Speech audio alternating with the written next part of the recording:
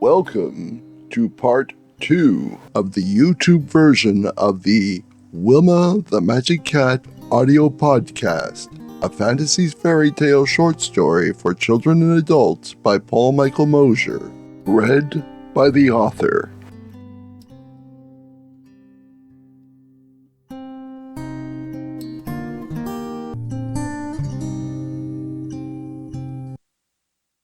Queen Hannah, the northern sorceress, waited for another pot of tea.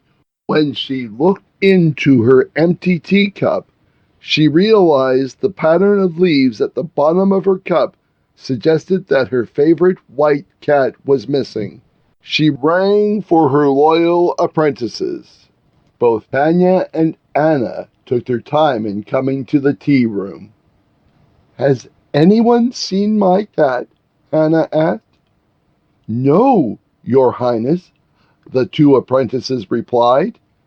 Hannah questioned, "When was the last time anyone saw it?"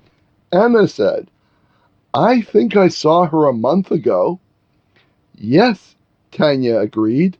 "I think it was a month ago Thursday." "And what were you doing when you were supposed to be watching her?" Tanya answered, "Why, I was taking inventory of the Indian tea. And I was taking inventory of the Chinese tea." Hannah asked, "Is tea more important than my white cat?" "What do you think?" her two apprentices answered. There was a long silence. Then Anna dared to ask, "Well?" "Don't rush me," the northern sorceress replied. "I'm thinking." "And where were you when you were supposed to be looking after the cat?" Tanya queried. "I'm too important to be looking after the cat. Besides, someone around here actually has to make the tea. Speaking of tea, wasn't one of you supposed to prepare a pot?" "It should be almost ready, Queen Hannah," Anna said. "It's merely a matter of having it transported here. As usual, I have to do everything myself." Hannah closed her eyes for a moment and recalled the counter where Anna usually put the pot when she was making tea. Realizing that it wasn't there, Hannah transferred her attention to the table that Tanya used to make the tea. The pot was there. The queen imagined the pot on a tea trolley. Seconds later, the pot of tea, sugar, cream, and a set of cups and saucers, neatly placed on the tea trolley, all rolled in. "Very impressive," Tanya said. "Now be honest. You don't really need us to do the tea at all, do you?" "Of course not. But you two need me if you are ever going to gain enough magic to match my powers. Now, Tanya, try pouring the tea, please." Tanya had difficulty concentrating on the image of the teapot rising in the air and the fluid pouring into the cups. "Oh, I give up." Hannah responded with patience. "Okay, that's enough for today. Practice with the creamer later tonight." "Can I try it?" Anna asked. "Just once." Anna imagined her hand on the teapot, lifting it and pouring each of them a cup of tea. The teapot floated in the air.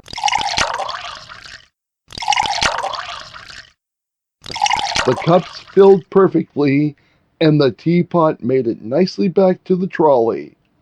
The creamer poured itself into Hannah's cup, Tanya's cup, and was about to fill Anna's cup when there was a knock on the door. Crash! The creamer fell and broke, spilling its contents all over the floor. "And I was doing so well," Anna said as she burst into tears. "No use crying over spilt milk," Queen Hannah said, comforting her. "But you must learn to accept the distractions. Don't worry about it and try it tomorrow. Tanya, go and answer the door while I clean this mess up." Hannah didn't bother imagining all the details of the process. That had been an exercise for the benefit of her students. She just raised an eyebrow, the room was cleaned, and a new creamer was placed on the tea trolley. Moments later, Nora, Martha, and Frida were shown into the room. These three have come from the stone cottage near the village. They say they need our help, Tanya stated. That's quite a long walk. You must be tired. Sit down.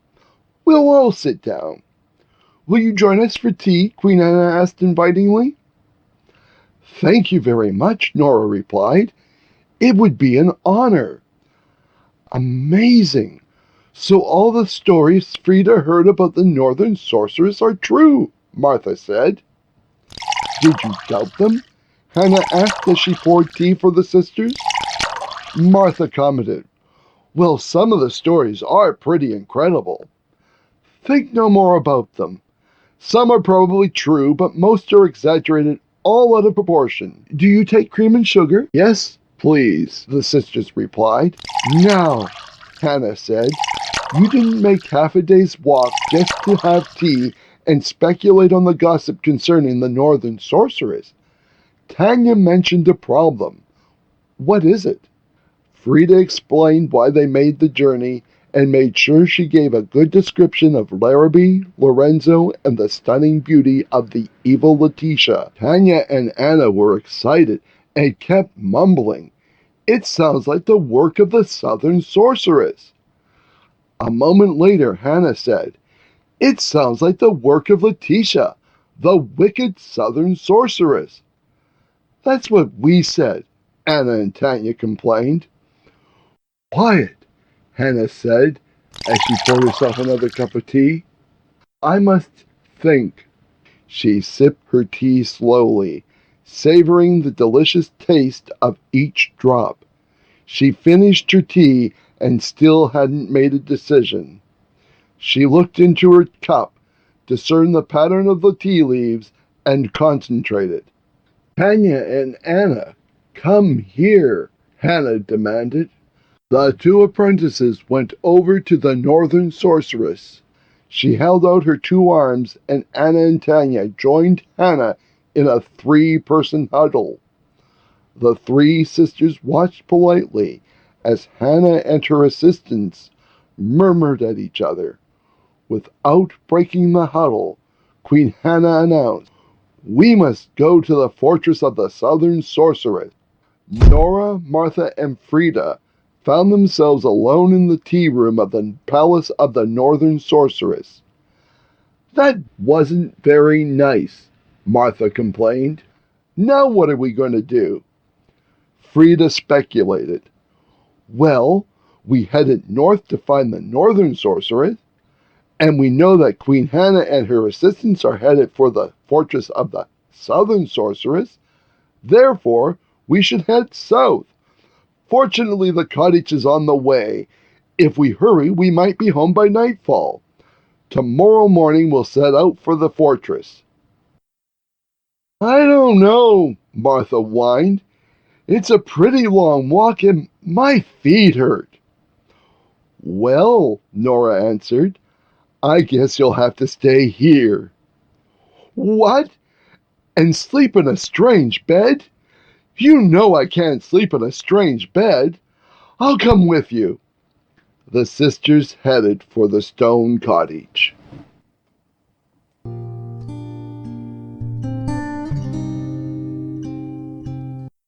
As Hannah looked into her teacup and discovered that her magnificent white cat was missing, Letitia was in the basement of her fortress, making some discoveries of her own.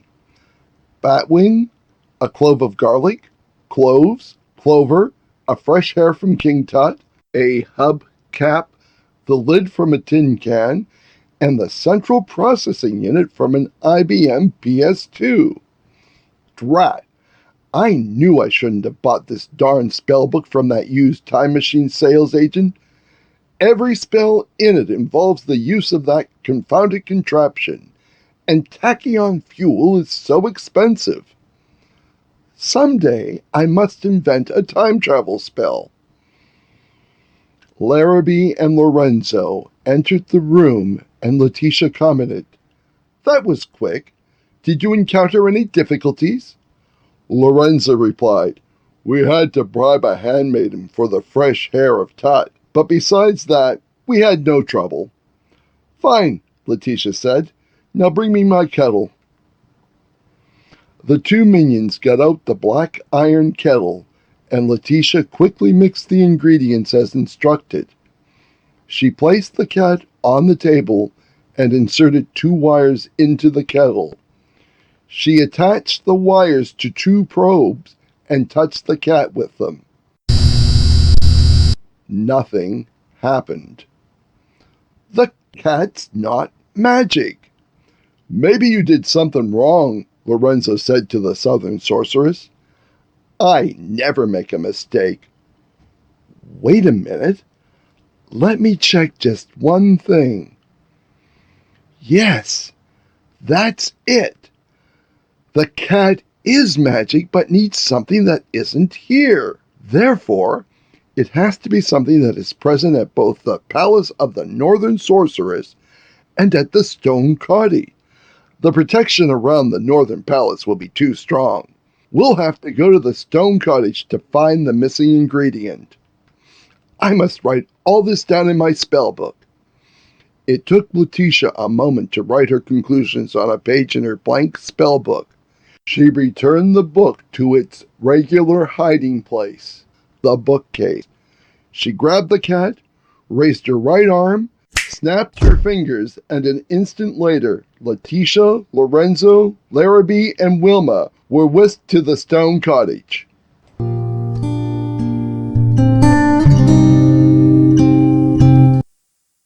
The 3 sisters followed the dirt path they thought would lead them back to the Stone Cottage. As they traveled, they came upon a white marble archway. "I don't remember an arch on the path going to the palace of the Northern Sorceress. Do any of you?" Martha asked. "No, I don't," Nora responded. "According to the compass, we're still heading south," Frida observed. "We might as well go through it." Frida walked through the arch and disappeared. "Well," Nora said, "we're not going to find her here. We better go through the arch as well." "I'm not sure about this, but I guess we have no choice." The 2 sisters walked through the archway. Frida stopped when she noticed that she was alone. She turned around after walking through the arch and found no sign of the structure. This worried her, and she was relieved when her 2 sisters appeared out of nowhere. "Great," Martha complained. "Now we're really lost." Nora asked, "Any suggestions, Frida?" Frida replied, "Yes, keep going south. Something's bound to show up." They continued walking down the path. As they turned the next corner, they saw the southern fortress. "Hurry," said Frida. "We might be able to meet the Northern Sorceress there." "Yeah, or get permanently frozen by the Southern Sorceress," Martha answered.